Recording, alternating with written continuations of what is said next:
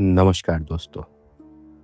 क्या आपके साथ कभी ऐसा हुआ है कि आप सपने में बहुत तेज भाग रहे हैं और जैसे ही उठ के देखते हैं आप पूरे पसीने से लथपथ? या कभी ऐसा हुआ हो आपको सपने में सपना दिखाई देता है, एक सपने से उठ के आप दूसरे सपने में, फिर दूसरे सपने से उठ के आप रियल जिंदगी में आते हो? या कभी ऐसा हुआ हो कोई चीज आपके साथ ऐसी हुई जिसे देख के आपको लगा हो कि ये मेरे साथ पहले भी हो रखी है? क्या ये सारी चीजें आपके साथ हुई हैं? या आपको कभी ऐसा एहसास हुआ है कि आपके अलावा उस जगह पर कोई और भी है? जी हाँ, बिल्कुल। इसमें कोई गलत बात नहीं है, ना ये कोई डराने वाली चीज है। ये सारा खेल है आयामों का, जिसे कहते हैं हम डायमेंशंस, मल्टीपल डायमेंशंस, और जिसे हम कहते हैं मल्टीवर्स, अलग अलग ब्रह्मांड। कहते हैं कि एक ही स्थान पर, एक ही समय पर तीनों काल, भूतकाल, वर्तमान काल, भविष्य काल एक साथ घटित होते हैं। जैसे कि आपकी आयु, आप एक ही पल में, एक ही समय पे, आपका पास्ट भी आपके साथ चल रहा है, आपका वर्तमान तो आपके साथ है ही, और साथ ही साथ आपका भविष्य भी चल रहा है। लेकिन सोचने वाली बात यह है कि ये सब है क्या, और क्यों है, और कैसे है? सबके दिमाग में सवाल आया होगा, जरूर कभी ना कभी आप सबके साथ ये जीवन में कभी घटित हुआ होगा, और नहीं हुआ तो जरूर होगा। कुछ घटनाएं जो हमें एहसास कराती हैं कि यहाँ पे भूत तो नहीं। भूत क्या है असल में?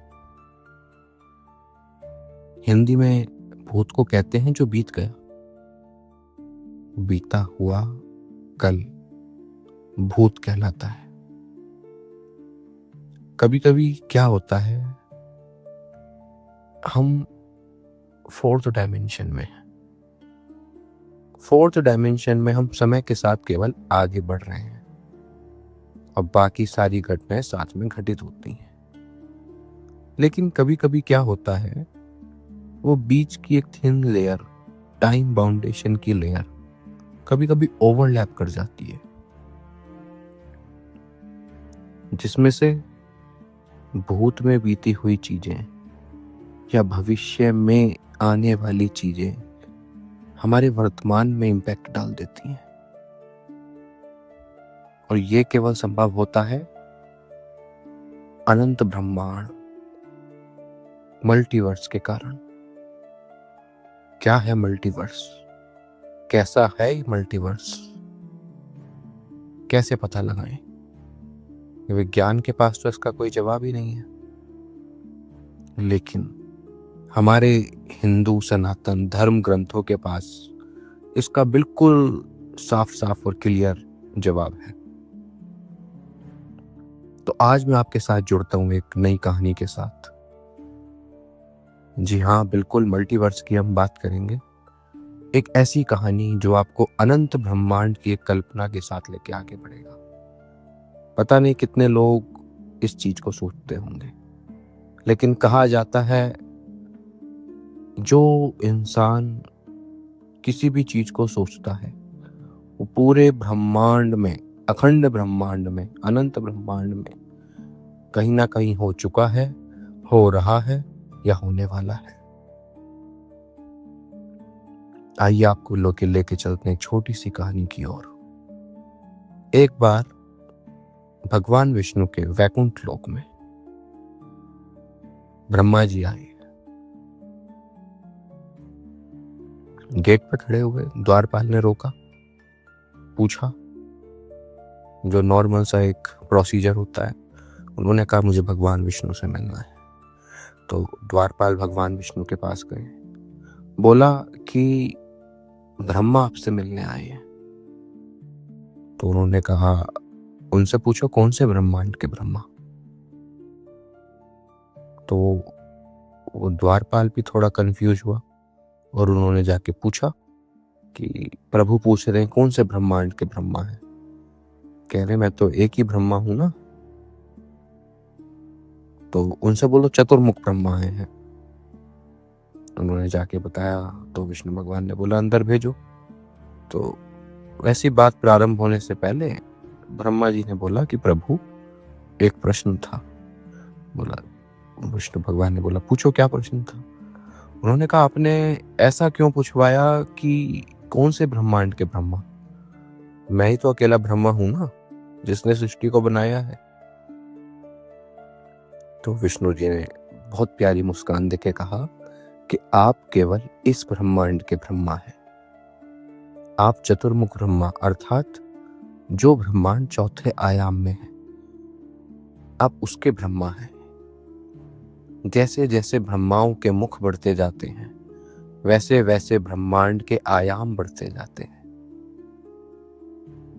तो इस अनंत ब्रह्मांड मल्टीवर्स की कल्पना में सहस्त्रमुखी ब्रह्मा तक हैं जिनके हजारों सर हैं और वहां पे हजारों आयाम हैं, हजारों डायमेंशंस हैं, जहां पे समय शायद उसकी कोई कल्पना भी नहीं, बहुत छोटी चीज है। तो ये एक मल्टीवर्स की कथा आपके बीच थी। और जब हम बात करते हैं समय की, हमारे बड़े बड़े वैज्ञानिकों ने अलग अलग समय की परिभाषाएं दी। आइंस्टीन ने थ्योरी ऑफ रिलेटिविटी दी। कहते हैं कि स्पेस में समय और हमारी पृथ्वी पर समय बिल्कुल अलग अलग है। जी बिल्कुल बिल्कुल सही बात है।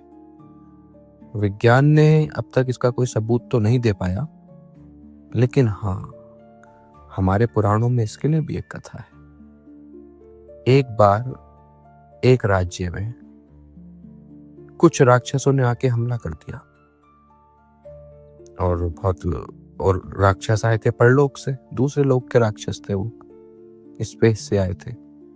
तो उन्होंने आके उस राजा के राज्य पे हमला किया और वहां से वो चले गए। तो अब राजा परेशान, राजा को बदला लेना था। तो ऋषि प्रकट हुए, उनके कुल ऋषि, और राजा ने उनके सामने इच्छा जताई कि गुरुदेव मुझे उन राक्षसों से बदला लेना है, कैसे किया जाए इस काम को?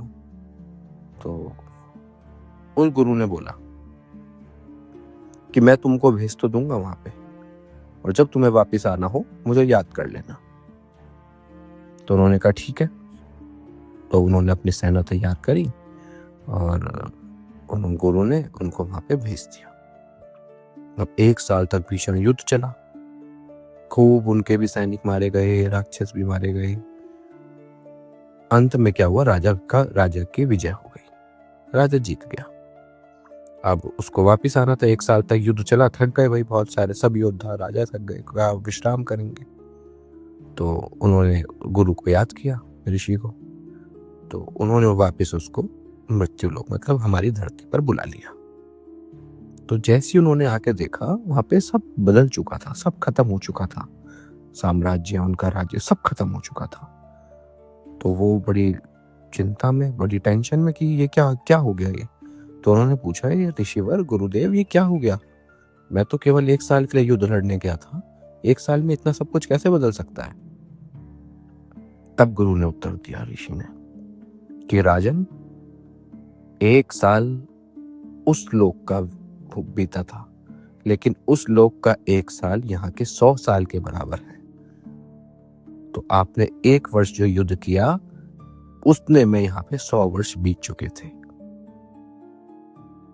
तो राजा इस सवाल से थोड़ा सेटिस्फाइड हुआ, तब समझा कि हर लोक की एक अलग कहानी है।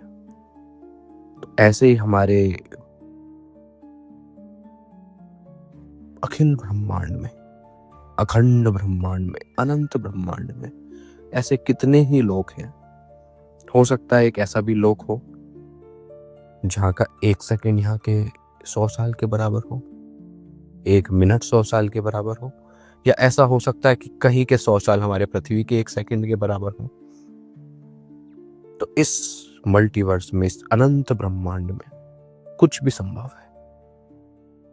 तो एक बार आप बताइए कमेंट करके कि ये पॉडकास्ट आपको, ये कहानी, ये स्टोरीज आपको कैसी लगी, और जरूर बताइए कि अगली कहानी किस विषय पे होनी चाहिए। बहुत बहुत धन्यवाद, आप इससे जुड़े। आगे और ऐसी विचित्र आपके सवाल, आपकी कहानियां आपके बीच लाता रहूंगा। नमस्कार, मैं कवि दिव्यांश दुष्यंत आपसे जुड़ा रहूंगा। धन्यवाद।